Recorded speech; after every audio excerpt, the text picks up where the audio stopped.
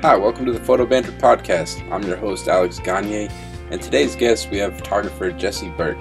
Jesse Burke is a photographer based out of Providence, Rhode Island, who specializes in fine art, commercial, and editorial photography. His work has been exhibited across the U.S. as well as abroad, and has worked for commercial clients such as Adidas, the New York Times Magazine, Time Magazine, as well as Bank of America, to name a few. In this conversation, we kind of get a glimpse into how Jesse started out in his photography career and how he progressed to where he is now, working for big clients like LL Bean and recently publishing a book. It's a good conversation, and hope you guys enjoy it. All right, man, Jesse Burke, thanks for coming on, man. I appreciate it. Yeah, my pleasure. Cool, man. I guess just to start off, for people that don't know who you are, maybe just kind of give a short bio, like who you are, what you do, and where you're from. Yeah, sure thing. So I am a photographer. I live in Rhode Island, Providence, Rhode Island area. And originally I'm from Connecticut, southern New England. I spent many years in Arizona going to college and skateboarding and found photography out there. Moved after undergraduate college to attend RISD in Providence, Rhode Island for graduate school. Nice. And ended up staying in Rhode Island, and now I have a family, and I live in a small little coastal town and nice. Shoot pictures. And then, how did you get into photography? What are, some of your kind of earliest memories? Like, what kind of stuff were you shooting? Initially, I started out by taking a Photo 1 class in community college in Tucson, Arizona, when I moved out there to just kind of hang out with my buddies and my girlfriend. Cool. At the time, who has now become my wife. We moved out to the desert. I took a photo class, and I wanted to take pictures of skateboarders because I was, really into skateboarding at the time and needed a way to sort of document what was happening with my friends and the culture and, the action of it all. So I started to take pictures of that. Slowly it turned into just using a camera to sort of explore the landscape and the faces of the people that I was hanging out with at the time in Arizona. Yeah. Yeah, it seems like an interesting place to kind of learn photography. There's a lot to shoot with landscape and skateboarding too. Yeah, and it was really interesting for me because, as someone that grew up in New England, the desert of Tucson was such a different landscape that I was really, really intrigued in just aesthetically what it looked like. So I was drawn to that through, the camera. And I've always really been into the idea of nature and, sort of our connection to the land. Yeah. So I was already sort of doing that stuff in my own personal life. So when you add, the frame of a camera and the ideas behind capturing landscape, what does landscape mean? How do we, sort of look at it? You can really see how having a camera and then having this new tool and then also being in this new place was really kind of an exciting thing. So I got totally engaged in that. Yeah, that's pretty cool. So you kind of moved out to Arizona with, you hadn't even done photography at all. You just kind of moved out there and it was all new to you. Exactly. Yeah, I just moved out there to get out of the East Coast and get away from, my house, experience different things, get away from everything that I knew and try to broaden my horizons, live in a different place where I had some friends that were skateboarder buddies of mine. They had moved out there for one reason or another. Yeah. And, before long, we all sort of relocated as a tribe sort of out to the desert. Yeah. And it was really awesome because we had a lot of friends, we had a lot of connections. And so, again, adding a camera into that, there's a lot of potential for sure. Image making. So it was a pretty exciting time, actually. That's cool, man. Were there any photographers in your family growing up or anybody else that you kind of knew that was into photography at all? No, I mean, I came from a family that wasn't necessarily in complete understanding of what I was doing, So I was the first, I would say, artist that I know of in my family, and it's kind of funny because when I told them that I wanted to go on to become a photographer, they were supportive to, as best as they could, but they didn't really get it completely, I had a lot of pushback from my parents on this idea of, what's that? They're like, what are you going to do? Yeah, exactly. Well, I mean, yeah, I think a lot of parents feel that way, right? For About sure. art and stuff. And so I get it. I totally understand it. Yeah. And, but I had a lot of pushback, and I was really invested in this idea of becoming a photographer and going to grad school and like becoming an artist. And so when I told them that I was going to move from Arizona back home to New England and attend this like really expensive art school, they had a hard time with that because I'd also gotten a scholarship to go to University of Connecticut basically for free. And I turned it down to go to RISD and pay, like an insane amount of money. And, I think like the practical mind decides that like, financially it's much more secure to go to a school where you won't have any debt, you'll get a college education, blah, blah, blah, rather than spend, $100,000 to go to this school. And basically at the end of the day, you have the same degree in some ways, right? Like a piece of paper that says photography on it. But I think, so like trying to educate them and like let them know like how much better one decision was over the other, and that like, money can't dictate everything. It's a hard lesson. It's a hard thing to explain to people, right? Oh, yeah, definitely. Money does dictate everything. So when you decide very quickly that it doesn't, it's a real thing. It's a conflict for a lot of people, right? And so did you go to undergrad for photography? I did. I went to University of Arizona in Tucson, and the only thing I would say about like my education that I think is a little bit different than a lot of people is that I got a really late start, so I didn't graduate my undergrad degree until I was 30. Okay. So I was a good 5+ years older than everyone else.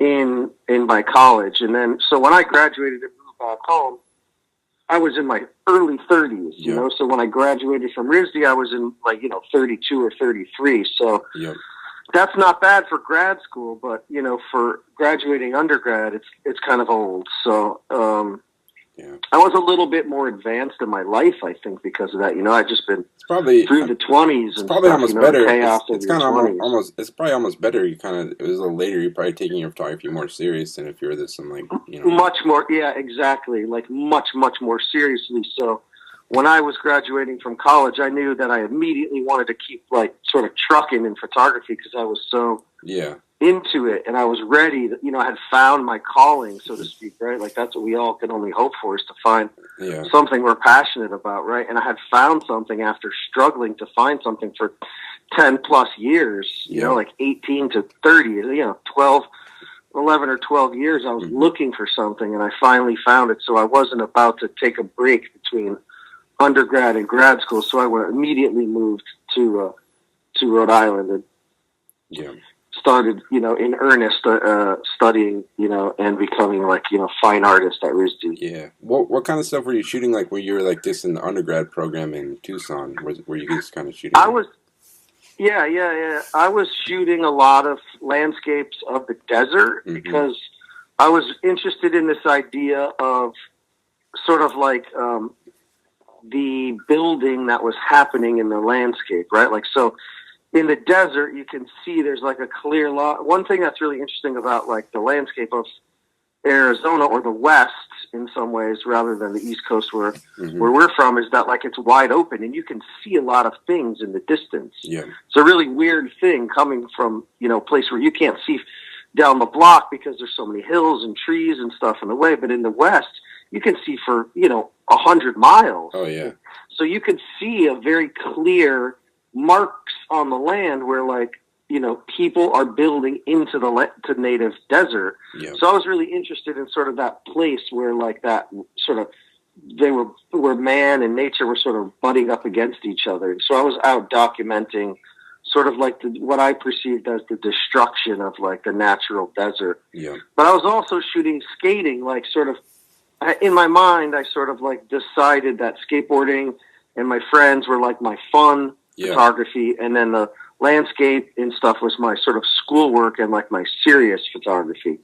And what was funny is that when I came back east, very quickly I started to like try to continue in the sort of landscape vein, shooting, like the New England landscape and what that meant, and looking for similarities between like the desert and New England. And I just wasn't finding it. Yeah, it's different. And because of course it's such a different place, such a different landscape, such a different history. Yeah. And so very quickly what I found was that people were really drawn to these portraits that I had hanging in my studio of my friends, my skater buddies from my days in Tucson, which, at that point was not that long ago. Mm-hmm. And so I started to think about, maybe I should think about like doing these portraits a little bit more seriously. Yeah. And like after, a few weeks or so, I started to really think and work in shooting the people that I knew here in New England, and that sort of turned into my grad school work. Yeah, how's the difference between like the undergrad program? I didn't go to grad school, so like how does it differ like from the photography program? I would say, that's a great question. So like in undergrads, in undergraduate college, you have your courses and you work with your teachers, and you have sort of, like in a sort of an arts program or a photography BFA program, you would have like a thesis project that you would work on over, a course of some time, and you would get critiques and feedback and work on it. And, you have to take all your extra courses and all your, requirements and stuff like that. And so the difference I would say in graduate school is that it is the time that you decide.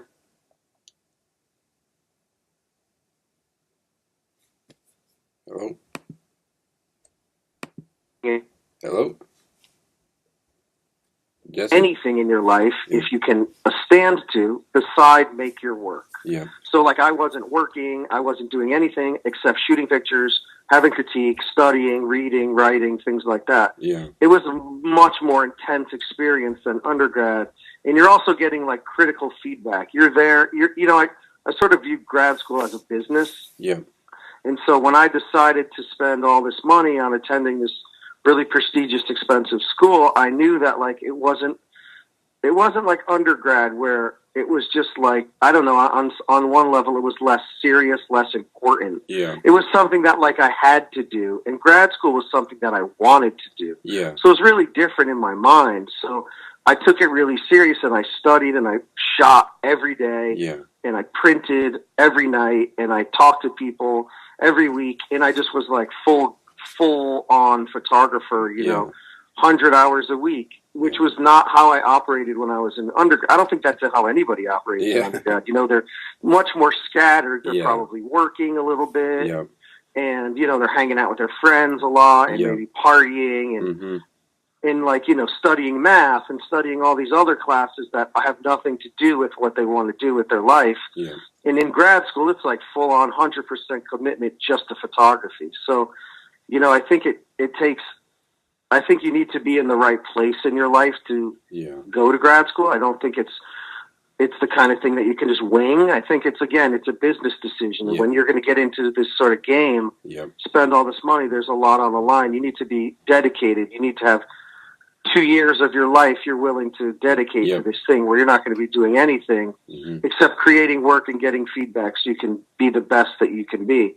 And then when you're done, you can, it's a different game. Then you're in the sort of hustle bustle of how do I become an artist and get my work out there, get jobs if you should choose to go into commercial photography. Or how do I get gallery exhibitions and book deals and blah, blah, blah, right? So it's like it's a different phase of your life in some ways. And I think grad school sets you up to you work so hard at creating this work that it allows you to have that for the rest of your life, right? Like, what it's like to like dive in head first into a project and then just work. Yep.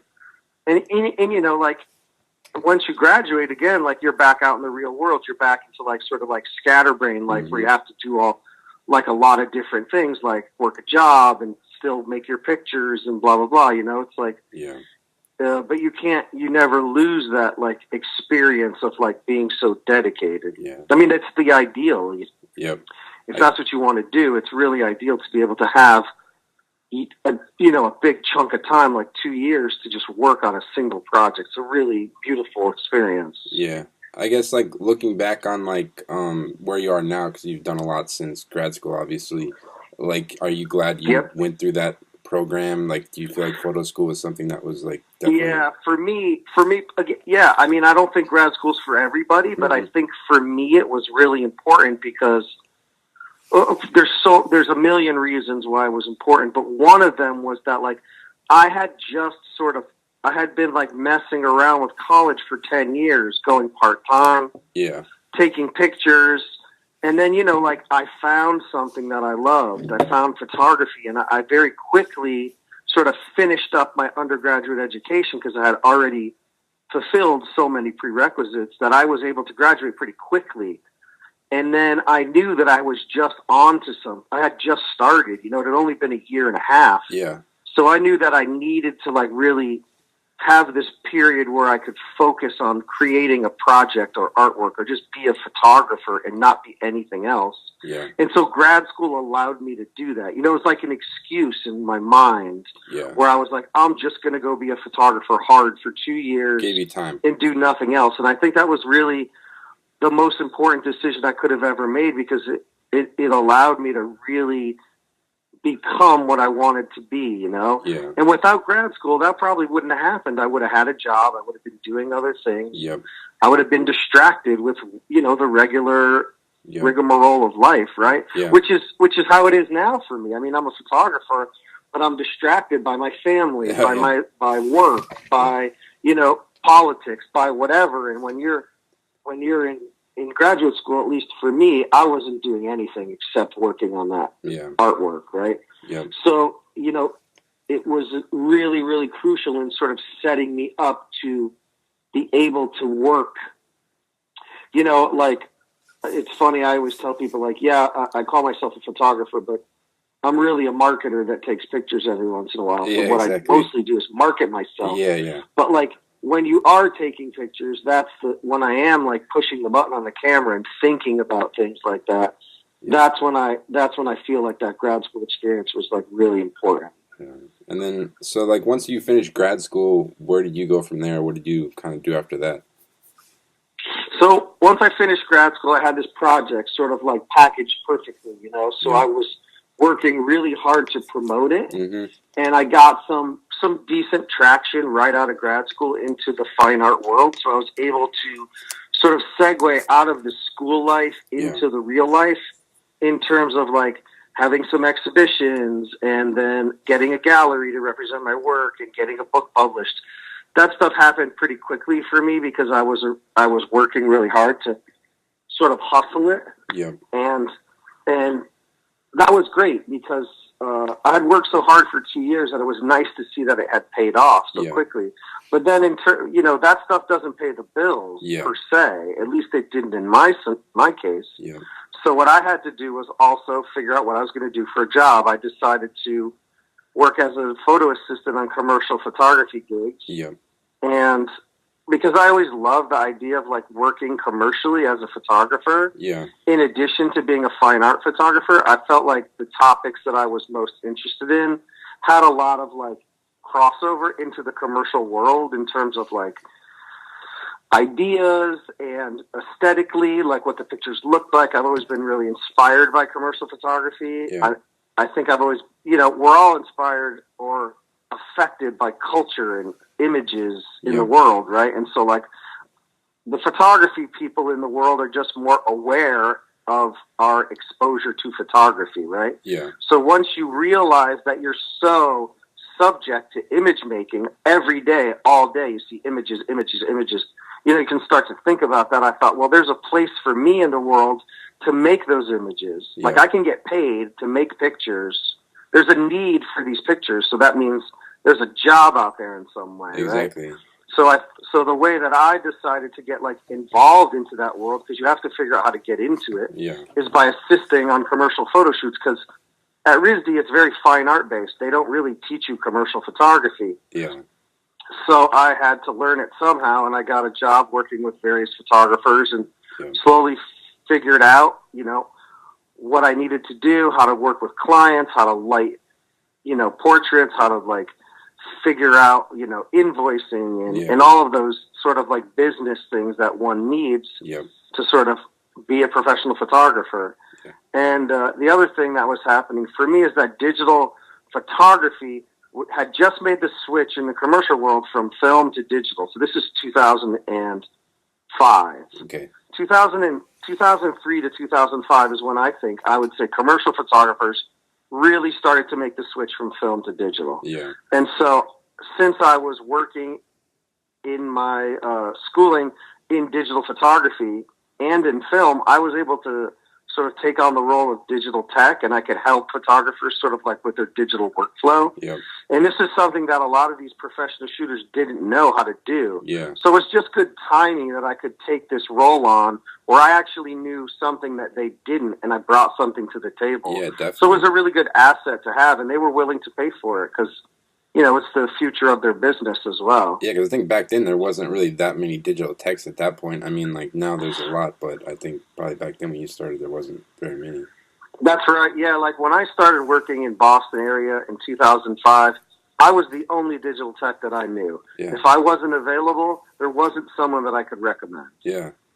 And I learned it sort of very quickly because of the background that I had with, with digital capture and sort of scanning and stuff like that. There were a couple of people, but it was slim pickings. And, the Boston's a little bit smaller market than New York. And so it was great because people needed me and I wanted to work. So it kind of worked out pretty well. Yeah. What do you think is like some of the most important things you learned from like photo assisting?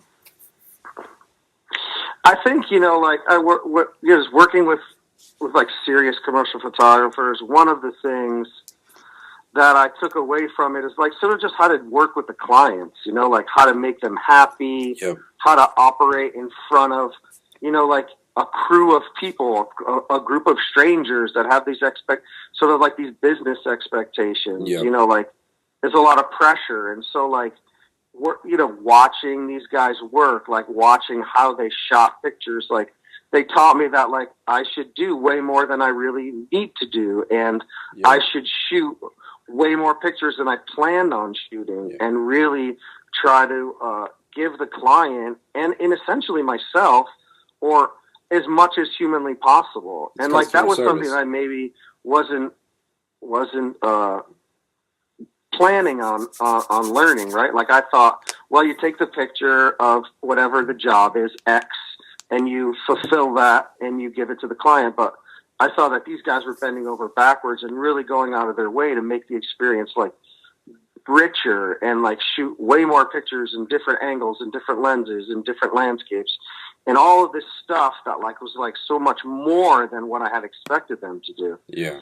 And I still take that, like, like when I'm on jobs today, I still think back to those days, like what would those guys do? Yeah, for sure. And, where would they shoot it from? It stays with me. Like almost every job, I think like, okay, what's the next step? Like I've done what I think I should do. So now how can I take it to the next level, make it better, do more? Yep. And in the end, it's so amazing for myself, like not just for the client, but for me to have like better pictures, more pictures, different things that I maybe wouldn't necessarily even think to take myself if I wasn't there for a job. Yeah. And I just sort of like push myself to just try to do more and, essentially do a better job and, think outside of the box in some ways. Yeah. Like stupid things like, well, maybe I should back up more, or maybe I should get closer. Yeah. Or what if we turn around 180 degrees and shoot the other direction? Yeah. Like little things like that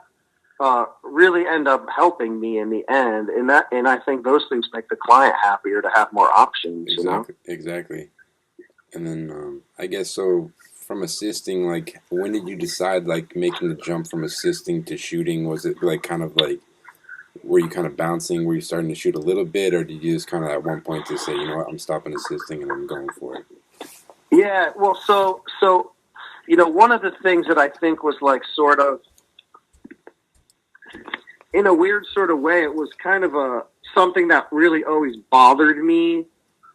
Was that a lot of the photographers I was working with they knew that I was already a photographer on my own. I wasn't just an assistant. Exactly. Right? So they knew that I had a gallery. They knew that I was having exhibitions. They knew that I was motivated, that I wanted to be a photographer. And I think that I say it's a problem because, like, very quickly in a lot of these relationships, I sort of outlived the assistant role because they were seeing that I was a little bit bored and that I really wanted to do what they were doing. Exactly. So they, you know, a lot of these guys, they told me, I'm not hiring you anymore because I want you to go shoot. And if I keep hiring you, you won't do it. Yeah. So they sort of kicked me out of the nest.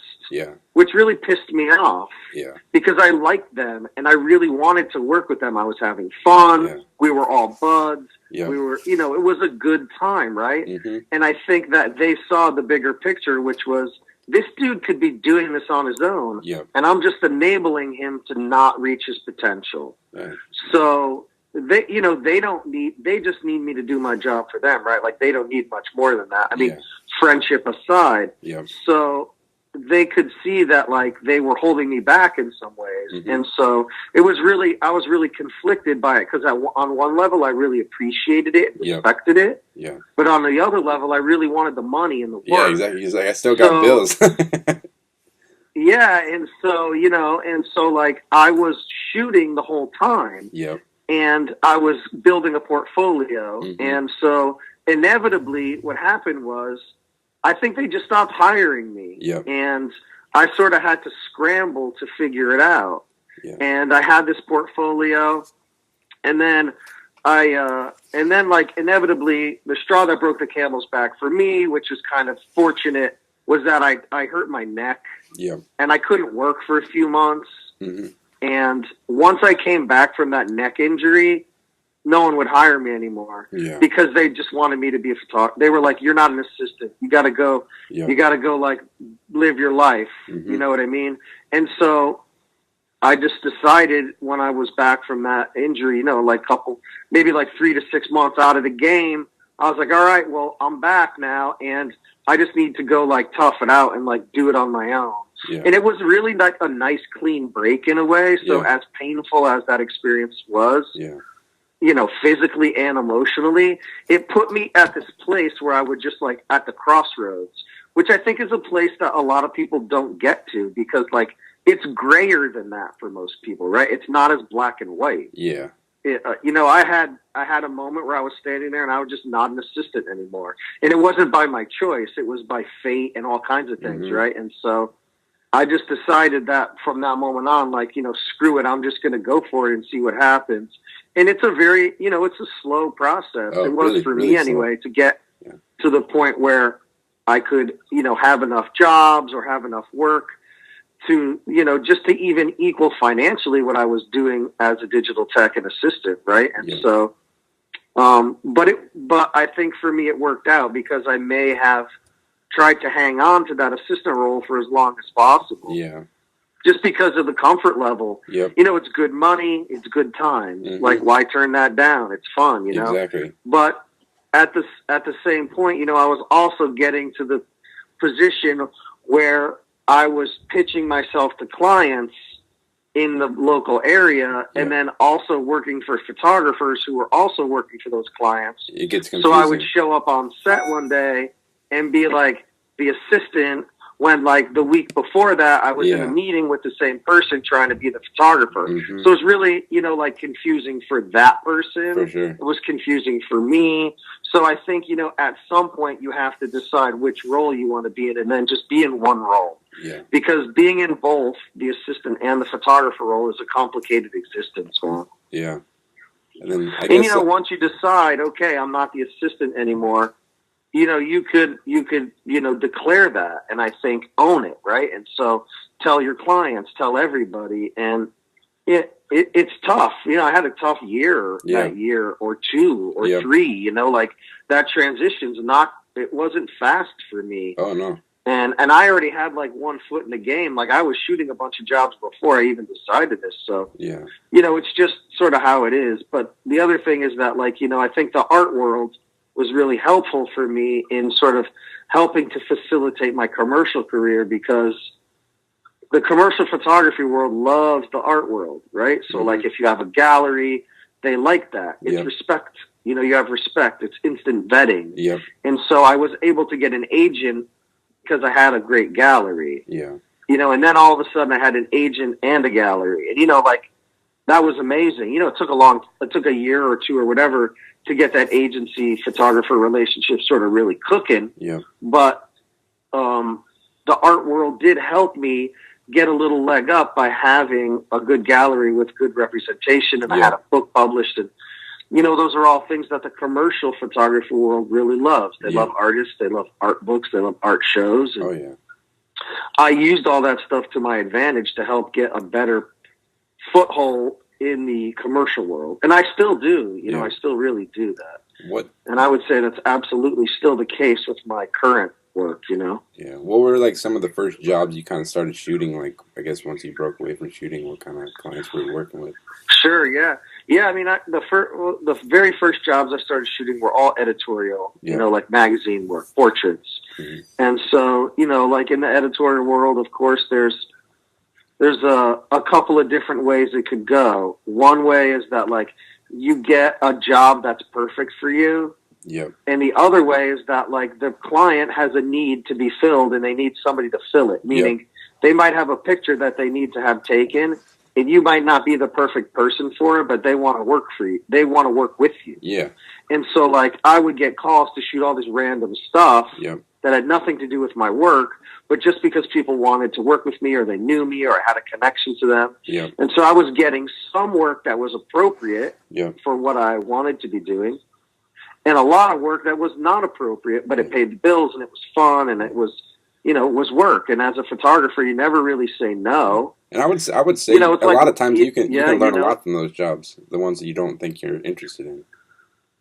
I'm sorry, can you say that one more time? I would say like sometimes those jobs where you might not be interested in the subject, I think you can it's a challenge, and I think you can actually learn a lot from those assignments. I don't know if you would agree. Yeah, absolutely. And, you know, a lot of the jobs that I thought were like, sort of like just whatever, fun little cool editorial jobs that like I didn't think were like going to be all that fantastic ended up being like some of the most amazing pictures I've ever taken. Exactly. And so I certainly learned that like opportunity will arise in like the most random of circumstances. Yeah. So like, you know, like even on these ones that are like really random, like, you know, can you go photograph a cake or something, you know, in a bakery? You know, you might meet an amazing baker and then you take a picture of the baker, you know, if you want to take portraits, which is sort of like what I do, you know, and then you have this amazing connection through the thing and it all sort of around this little cake photo. Yeah, I think so. You know, and photography's cool like that. It's so like malleable, you know, like, you know, the thing that's amazing about my job is that I get to meet all these people, you know, and they're all really into it for the most part. Like if I'm being hired to photograph someone or I'm meeting someone around a photography related thing, everybody's excited about it, right? Like, and so everybody's friendly, everybody's smiling, everybody's happy. Everybody's bending over backwards to let me do what I want so I can do a good job. And, you know, like, it's such a great environment to be in where everybody's so down for it, you know? Definitely. I think about, like, you know, regular people that work 9-to-5 jobs. That's not the case, you know, where everybody's just stoked to be there for the most part, you know, and it's a good gig, you know, if you can make it work.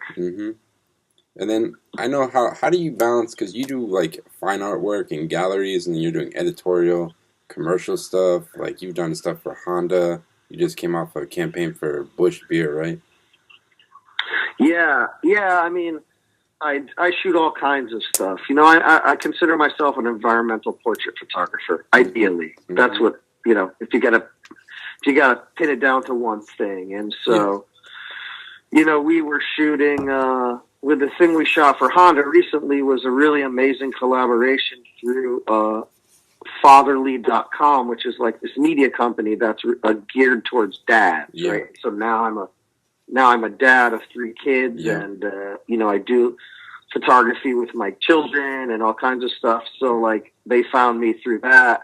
And we did this project where we drove around and traveled around the East Coast documenting what it means to be a dad in America today. Like, what does that look like visually? And so that was a really amazing project. I mean, that was a dream project because it had all of the things that I'm interested in my personal life and in my photography life. You know, like fatherhood, photography, you know, kids. But the beautiful part about that job is that we were traveling like, you know, video and stills on sort of like a skeleton crew, just us.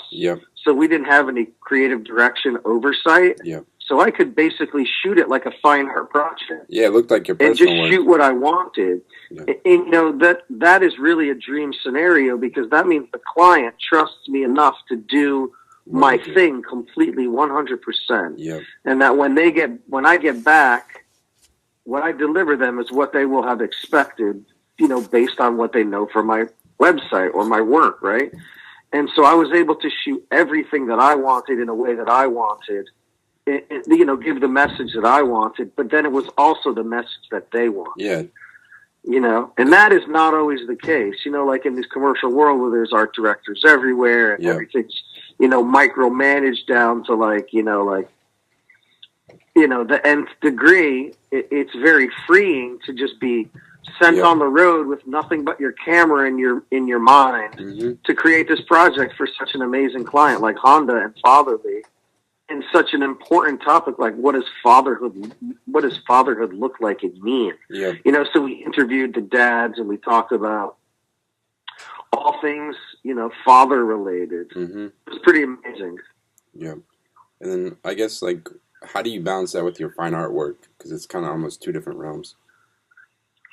I mean, like for me, you know, I think, well, you know, what's happening for me now in my career, it's taken a long time to get to this point, but now I think like the work that I create personally, my personal artwork, is now the work that people want to hire me for commercial jobs.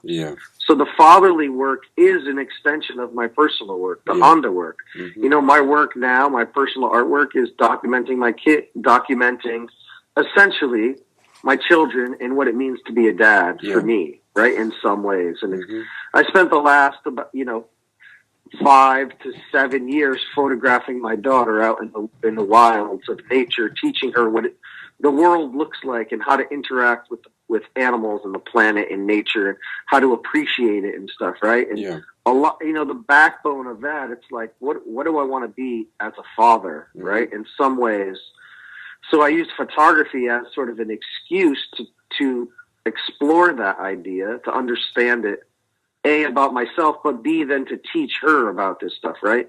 And so then the clients are now seeing that work, they like that work, and then they're hiring me to shoot that type of work. So, you know, we just recently did a thing for LL Bean, which was exactly the same way. You know, it was like taking my kids out into the woods and sort of having this classroom in nature sort of vibe, and then we did the Honda thing, which was, again, like sort of exploring this idea of like, what does fatherhood mean to you as a dad, you know, and finding different dads, you know, and then the Bush Beer campaign, which is just something, you know, it's different, it's commercial, but, you know, it's about like being out in the woods and wilderness. You know, we went up to Vancouver and we photographed the woods in the streams, which is exactly where I photographed my kids. So it's a different subject, but it's the same landscape with the same aesthetic and the same vibe, right? So like all of this is sort of starting to fall for me now. So like normally one would think that the artwork and the commercial work are separate, but what I'm finding is that like finally they're becoming the same, which is really ideal. And then I guess one thing I wanted to ask you, because like you said, a big part of your work is photographing your daughters. Like you just came out with the book last year, Wild and Precious. Were you ever like hesitant about like using your daughters for your work, that kind of thing, or? Yeah, it's a good question. I get asked, you know, quite a bit about like this idea of like exploiting your children. I think it's a fair question. And you know, like for me, as a photographer, I was already established in this like way of like experiencing the world in a very public way through Instagram and like photography with my life and with my dad and my cousins and my friends through photography and through my artwork in graduate school, which was like taking pictures of my family. That's all I did for 2 years. So like when I had a child, I sort of just took that same application that I had, the same like way that I have been living my life, which was just like with a camera and then with a phone, you know, and I just applied that to my new life, which was with these kids. And like, there was no change as far as I'm concerned. Okay. You know, like once I had a kid, the photography part of my life didn't change. The way I approached the visual nature of my life didn't change. Got it. I just threw her into the mix, right? Got it. Then I had another kid. Then I had another kid. And then before you know it, you have all these kids. But you're still sort of living your life the same way, which is just like always taking pictures of the landscape, of your family, of your friends. And so they just sort of like flowed into the mix pretty organically, right? And so then one day I decided, well, I need to like be much more aware of what I'm doing with my child. Like, how do I want to raise her? What do I want to do? You know, what kind of dad do I want to be? What kind of kid do I want to try to raise? Blah, blah, blah. And so like, how does photography play into that? So we started, you know, going out on these adventures and taking pictures. That was just part of how we lived our life, right? Like I was never overly considerate of like whether she wanted to be in the pictures or not, because that never just came up. It was just like she was just in them, right? I mean, yes, at some point I could decide that A, she would be in the public sphere, or B, not in the public sphere, but I just decided like she likes it, I like it, you know, we talked about it. She's just a little kid, you know, she's like 6, 7, 8 years old, right? So she doesn't really get it. But we did have conversations about like photography, what it means, you know, and I've always sort of had them out there. And I think, you know, like one thing that sort of made it much more easy for me to just sort of accept that this is how our life, this is the path that our life was sort of taking, was, as stupid as it sounds, was Instagram. Because Instagram was a place that we were, you know, it was like a public sphere for sharing photography, right? Instant and the way that I chose to use Instagram was to just use it as a diary, sort of photographing my life, my family, my house, my pets, my career. And so I just photograph whatever's in front of me. Like the unifier on my Instagram feed is me. Right? So like some days it's a picture of you, some days it's a picture of my kids, some days it's a picture of my studio. You know, like that doesn't really, and so like the more you do that over years, you know, then it's, you know, once you have 5 years under your belt, you're like, oh shit, this is all public. Like, you know, it's not really like you didn't have a moment where you decided whether it is or isn't public, right? So once we created all of this work for 5 years, of course, the point of that is to have an exhibition. And then you have a book. You know, if you're lucky enough to have a book to accompany the exhibition, then it's public and it's out there, right? And so, like, my kids sort of are growing up, you know, in the spotlight in some ways, right? Like, it might not be that bright of a spotlight, but it's my spotlight and it's public, right? So, you know, I just think that you do have to be a little bit careful, of course, and considerate about what you're showing in your photographs. You should expect a certain level of backlash because not everyone understands, not everyone cares, not everyone's smart enough to get it. And I think, and it's not for, and that is certainly not because they're trying to get it. I think there's a lot of people that don't want to get it, don't care. They're just reading it really superficially and responding, which I think is a really uneducated way to respond to anything. But that's just the way people react, right? Like not everyone. You know, it might be a little bit of a curse to have gone to a school like RISD where you're very critical and hyper aware of every element of life, right? Like not everybody has that in them. So when they see a picture of like a child with a bloody nose, their first response might be abusive father. When my intention is vulnerability of childhood. So those are two very different reads on the exact same picture, right? And I get a lot of backlash for some of my pictures, and it's only because the people don't take the time enough to read what the pictures are really about. It's just like maybe they don't care. It's just an honest like documentation. Because I can't. Yeah, I mean, I can't make the work for everybody, right? Yeah, Like, I exactly. just make it for myself and only hope that people will appreciate it and respond to it in the right way, or what I perceive as the right way, you know? Yeah. So, you know, when you're taking pictures of your kids, you are putting yourself in a vulnerable position. You're putting them in a vulnerable position, potentially. So, But this is sort of the world that I've created and the world that we sort of live in now. And it's become totally standard for us to just be public. yeah.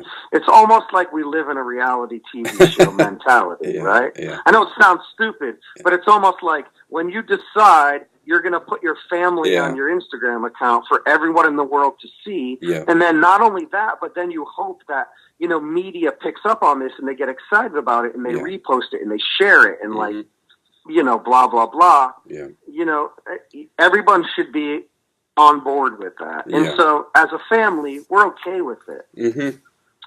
You know, one of the funniest things that ever happened, not funniest, but one of the weirdest / kind of quirky things that happened to me is that I took a picture of my daughter when she lost her tooth. Yeah. And it's a picture of her, like, holding her lip up, showing me, like, the hole where her tooth was. Mm-hmm. You know, it's kind of a funny, cute picture of, like, childhood. Again, my mind is always thinking about this idea of, like, the vulnerability of, the fragility and fleeting nature of being a child, man. It goes so fast. Oh, yeah. And it's so fragile, right? So, like, as a photographer, how are you able to visually see that stuff, right? It's not always visual. Mm-hmm. So when a kid loses a tooth, boom, that's visual. You can take a picture of that, right? Mm-hmm. Like it's something tangible that like you can see, I can see, you can relate to it, I can relate to it. It's a point where we can connect. So I took a picture of her with a tooth missing, and she's holding her lip up, and Instagram reposted it on their feed. Mm-hmm. And it was amazing because it immediately got like tens of thousands of likes, and people like were commenting, but a lot of the comments were really negative. Yeah.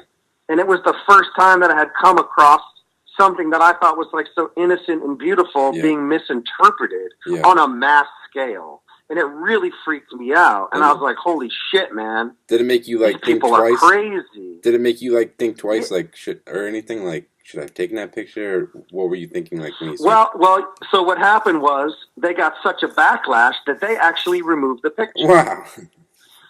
And so then what happened was people in the feed, they replaced it with another picture. Okay. And it was the kind of thing like Instagram's top 5 pictures of the week, right? And it had all of our names tagged. Mm-hmm. So they had my picture of my daughter with all 5 names, and then they replaced my picture with a different picture, but they still kept all the names. So all the comments and stuff stayed in the feed. And so then what happened was that the people revolted against Instagram, and they were really pissed that they removed that picture. Wow. Then all of the comments were like, why did you change the picture? Where did that girl's picture go? You should put it back. Why are you sanctioning this, blah, blah, blah. It was really pretty funny. Yeah. The good news is that there's no such thing as bad press, right? Yeah. So they were able to help me in some ways, get exposure. Mm-hmm. And so, I took this negative situation and turned it into something kind of amazing, actually, kind of funny, right? Yeah. I guess, so the next thing I just want to ask you is, like, so the project you've been working on for years, Wild and Precious, which you just published a book on, last year? 2015, so it's 2 years now. Okay. Is that a project that's, like, still ongoing, or is it, like, how did it start? Yeah, so it started sort of randomly on accident. I was out on the road with my daughter taking some photos, not of her, just of sort of the landscape. We were on a little bit of a family road trip.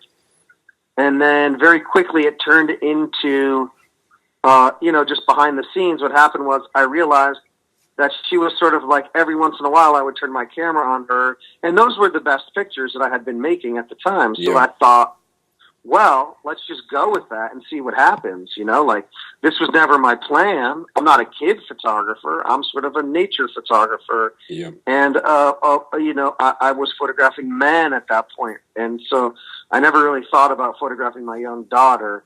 And so over the next sort of 5 years, we sort of really started to work in earnest on this project. Mm-hmm. And so then what happened was that, like, we sort of wrapped up this project after 5 years. Yep. But in the meantime, I had 2 other children. Mm-hmm. So even though I was focusing my work for Wild and Precious on my first daughter, Yep. the other 2 were slowly making their way into the work also in the same way that my first daughter did, just because they were now born, and then they were alive, and then they were walking, and now they're walking into my frame. Yep. I mean, literally, it's that simple. Like, before they didn't exist, now they do. Mm-hmm. Before they couldn't get in the shot, now they can. Yeah. So, like, as life grew sort of organically, the project grew organically to sort of encompass all of them. And so, to answer the question about whether it's ongoing, I would say Wild and Precious sort of started this idea of me photographing my kids when I only had one. And I don't see how it could ever end. Yeah. So is it ongoing? I would say yes. It's going to be ongoing for the rest of my life, just because I don't foresee a moment when I stop photographing them. Yeah. And the other thing in relation to that, to your question and my life, is that, like, through the process of creating Wild and Precious, I became really way more engaged in the natural world than I had ever been before. Yeah. Because it became our thing, right? Like, once we decided, like, nature's our thing, we're going to go explore it and document it. Yeah. We learned a lot about it, and we learned much, much more about how amazing it is.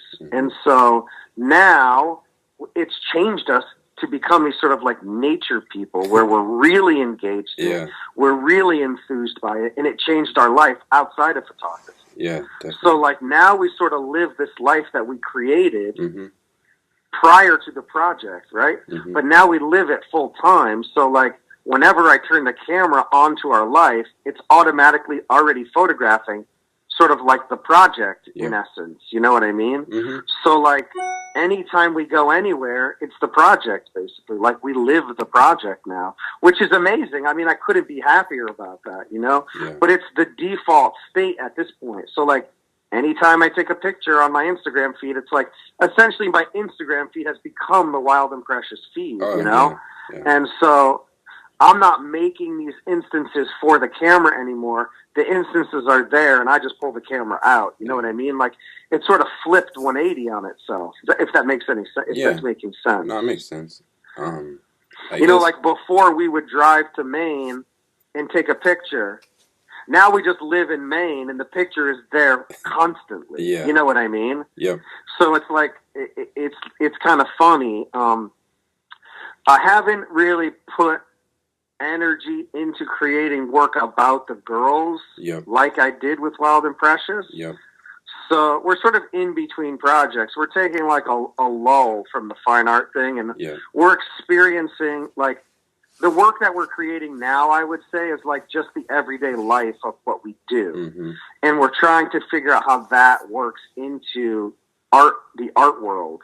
And so some of the things that we're doing are less photographic based, and we're, like, collecting things, like, out in nature, and we're, like, making these sort of, like, installation and sculptural pieces. And I'm also always photographing the girls in a way that is, like, really in line with Wild and Precious, right? Yeah. So, like, we're creating new work, but I wouldn't say we're working on a very specific project. Okay. And I actually feel a little bit guilty about that. Like, I set myself up for this thing where, like, now I feel obligated in some ways to create work for the other 2 children in a way that I did for the first child. Like, it's a false sense of, like, obligation. And my disclaimer to get out of that is that, well, they weren't around when I started this, right? Like, I couldn't include them because they didn't exist. So, like, now what does that mean that they do exist, right? Like, now what do you do with that, right? And so I'm always thinking about that and including them. And I think, again, like, the life that we live just sort of dictates that they're all included. Mm-hmm. And so anytime I turn my camera or my art brain onto our life, it's not just one kid anymore. It's the whole family. Yeah.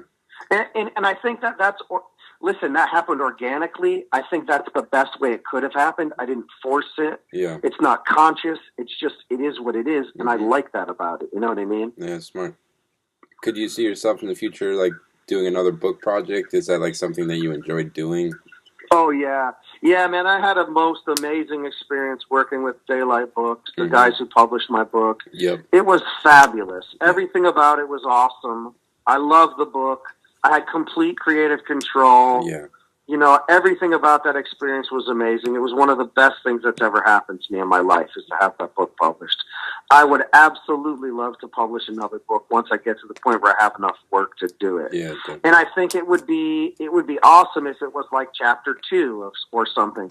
I think, again, like, just given the state of my life at this point, it is chapter 2, you know, unofficially. And so I'm not sure what that means exactly for, you know, what the work will look like, or what the pictures will look like, or what the title of the project would be. But it would certainly be a continuation of sorts of Wild and Precious, definitely. Yep. I guess a couple more questions. Yeah, I mean, that's where I find myself now. I mean, I live this wild and precious existence. Yeah. In my artwork, in my personal life, and in my commercial work. So, like, it's amazing, man, to be like, have this one thing sort of like control all, you know, like sort of be the overriding factor of my whole life. Yeah. Something that I'm so passionate about, you know, like being nature dad. That's me. I love it, you know? It's awesome, man. I guess a couple more things I wanted to ask you is this, like, how do you feel about, like living in Rhode Island versus, like, how so many photographers feel like they need to live in New York City? Do you feel like it's been a disadvantage or an advantage kind of being in Rhode Island? I think, I mean, the truth is it's both for me. It's a disadvantage because I don't have access to those people that I want access to. I have to travel to get access to those people, which is much more of a pain in the ass. But it makes me more committed. I go there way less than I should because I want to stay in Rhode Island. I mean, I stay in Rhode Island because I love it. You know, we live across the street from the beach. We have a little farm. I don't want to leave my house. That's a disadvantage, right? So the advantage, I would say, is that it keeps me closer to the Boston market, which I really love. But also, it keeps me as a New Englander, and I get work regionally as a New England person. I think the biggest advantage to me is that I'm not one of the many New York photographers. There's just so many photographers in New York. I would say it's a bigger fish in a smaller pond kind of mentality, right? There's not a lot of people living in Rhode Island that do what I do. No. And so that makes me happy. And I think it also makes me unique to the clients. And so I'm not sure if that's just in my mind or if that's in reality, but I think people now know that I live here. They know that I'm a New England guy. I'm not a New Yorker. And so that drives my work towards New England, which is much better for my aesthetic, much better for the jobs that I want to do. And that also makes me happy. I mean, the downside again is like I don't have the connection socially to these people because I'm not near them physically, right? And so like I have to put a much bigger effort into going to see the gallery, going to see the art shows, going to see the, you know, the business meetings, the commercial meetings in New York with whoever. My agents are in New York, my galleries in New York, all the people I want to work for are in New York. So I stay connected. I'm very good at staying connected. It means I'm on the computer more than in front of their face, but that's okay. You know, connection is connection. And I think, truth be told, in some ways, it's easier to stay connected virtually rather than physically. But there's nothing like a face-to-face meeting, so I do go to New York and do that stuff. For sure. I think it's essential. I think, you know, that's a big part of my life is like physical connection to people, like, you know, getting in front of them and talking to them face to face. That's a really important part of what I want to do in my life. So I do try to make that happen, but I live in the little Rhode Island bubble, and it's okay with me. No, I like it, man. I think it gives your work like a different look. If you were in New York City, your work wouldn't look the way it looks, you know? So No I think it's a question. good thing. Absolutely. Yeah, I mean, my work is my life, and so I just have to live out here to make it that way, you know? Yeah. And then, like, I guess, like, to start wrapping things up, I guess, how how much time did it take you to get to a point where, like, you feel like you have your aesthetic of, like, how you shoot? Did it take you a long time? Well, I would say, I mean, for me, the answer to that question is not that long. Yeah. So I'm not sure that that's the right that's not going to be, obviously that's not going to be everyone's answer. Yeah. But like once I found photography and I started working in undergrad and then I went immediately to grad school, by the time I had graduated grad school, Yeah. I had already established that very strongly. I had a look and aesthetic to my work that I had created. Yeah. So that's only less than 4 years. Yep. And that's without shooting any commercial jobs at all. Nice. I had created this look, this vibe. And so I think what's funny is that, like, when I look at pictures now that I take and I look at pictures that I took when I was in my undergraduate school, Yeah. they're the same pictures. Yeah. This is like in 2000, 17 years ago, right? That's they're pretty the amazing. same goddamn picture. Yeah, that's pretty and amazing. I think, oh shit, you know, I'm the same dude with the same eye and the same vision that I was 17 years ago, right? Mm-hmm. So, like, I established that very quickly. Yeah. And I don't know if that's a good thing or a bad thing because I can't seem to break out of that. No, I think it's a good thing. Which is a little frustrating as an artist to, like, because, you know, you're always looking to grow and expand and like change and morph in something different, you know, while retaining also or sort of in like natural organic nature of like the original state. Yeah. And I don't see that happening all that often, right? I think like, oh man, I'm just taking the same pictures over and over and over and over. Yeah. But I think that's how it goes once you create something like a really specific personal aesthetic. Yeah. That you're not trying to create, that's just the way you see the world, you know? And so, like, I only see the world in one way. Mm-hmm.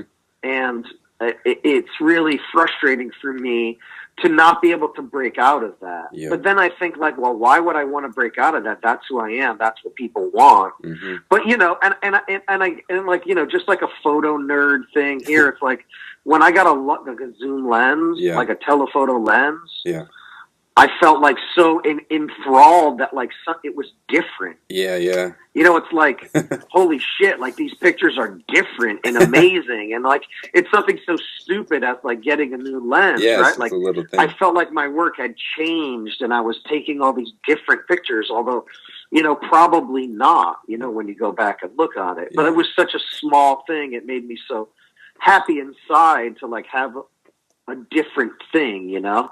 I don't know. Just kind of funny. So, you know, not that long in terms of like creating a personal aesthetic for me personally. All right. I guess, which I think is really the most, listen, I mean, that's the only thing you can bring to the table, I think, in some ways. And I think it's a really important topic right now because Instagram and for commercial photography sort of breeds sameness. Yeah. Like everybody's trying to take the same picture. They're all trying to do the same thing and all the pictures are looking the same and like it's so boring. Yeah.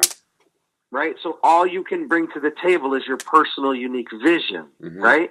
And it's the one thing that you can't fake. Yeah. So you have to have it, man, right? Like you can copy it and you see thousands of people copying the same picture over and over and over, Definitely. Right? They're all replicas of the same thing. Yeah. But like it's why clients want to hire you because you have your own unique vision. Yep.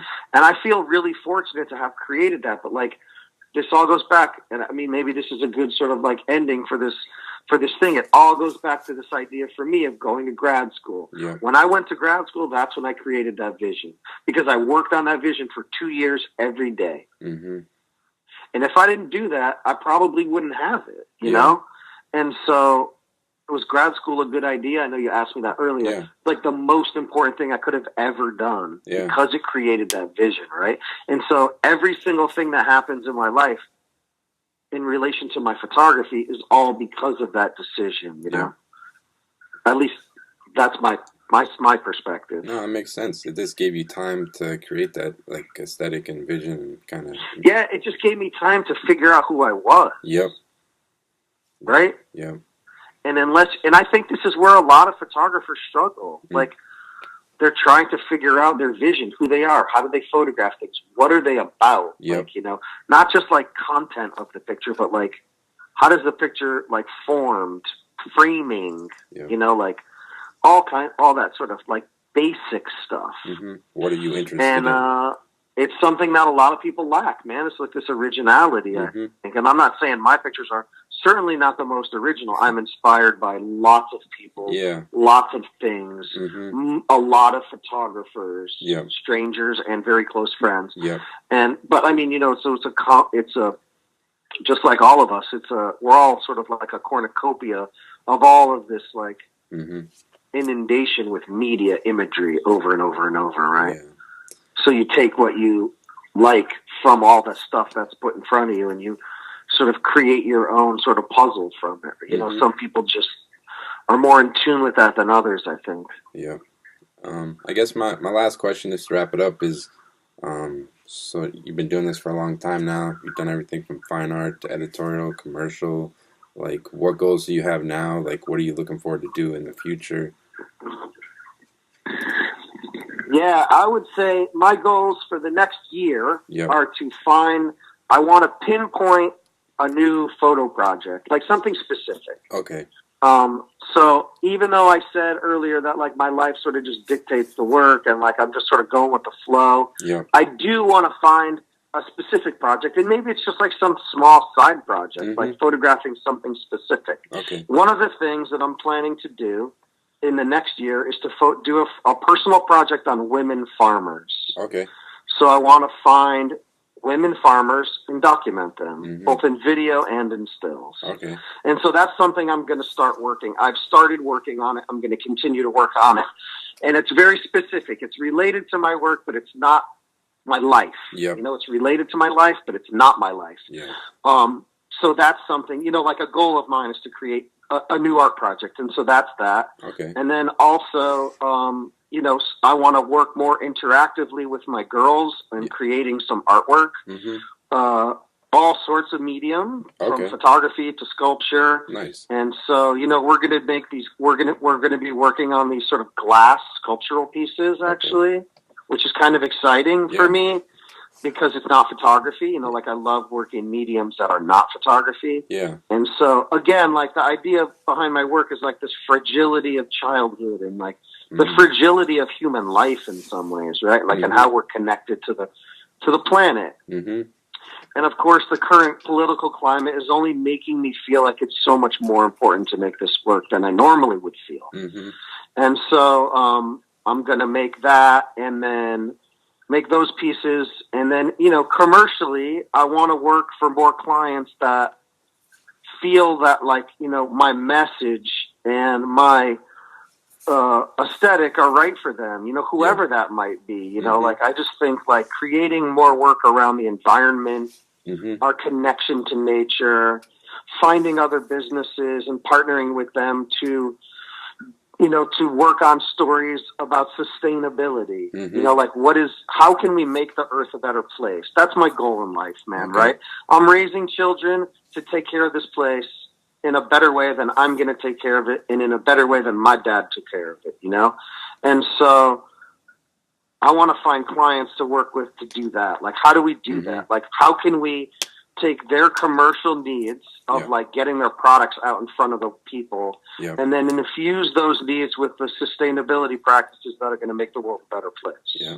Well, I like it, man. It sounds like you got a plan and, I look forward to seeing idea. I look it's forward not a plan, I look forward to seeing it, man. And, thank you. Thanks, Alex. I appreciate it. Yeah, thanks. It's always nice to talk to you. Yeah, definitely, man. I definitely appreciate you coming on here. It's kind of, I knew when I started this thing I wanted to have you on as the first guest just because that's a lot of respect for your work, and I knew you'd have a lot to offer, and I really appreciate it, man. Yeah, I'm honored to be number one, baby. I like it. Thank you so much. That's really, really cool. And then I guess for people that are going to listen to it, where can they see your work? Well, they could see my website. It's just at jesseburke.com. And then if they want to follow along on our adventures, they could find me on Instagram at Jesse_Burke. All right. Is my handle. And we're always doing some fun, awesome outside adventure thing. And we have our little farm. You can see our crazy life and follow along with us. Perfect. And if you do, then make sure you mention that you heard about it on this podcast. Yeah, definitely, man. All right, Jesse. Well, I appreciate it, man. Thanks so much. All right, brother. Yeah, my pleasure, Alex. Thanks. I'll talk to you soon. Later. Take care. Bye. Bye. So there you have it. That's the first Photo Banter Podcast. I want to thank our guest, Jesse Burke, for coming on the show. I thought it was a great interview. I know I learned a lot. Hope you guys enjoyed it. But going forward, I just want to let you guys know that we're going to be doing weekly podcasts here with different photographers and people that work in the photography industry. So definitely a lot more to look forward to coming up. I'm going to be posting these podcasts on SoundCloud, iTunes, as well as on my website at alexgagnephoto.com. And then I'll also be updating my Instagram with new guests coming up at alexgagnephoto, and that's on Instagram. And yeah, definitely look forward to doing a lot more of these. And thanks so much for listening, and have a good one.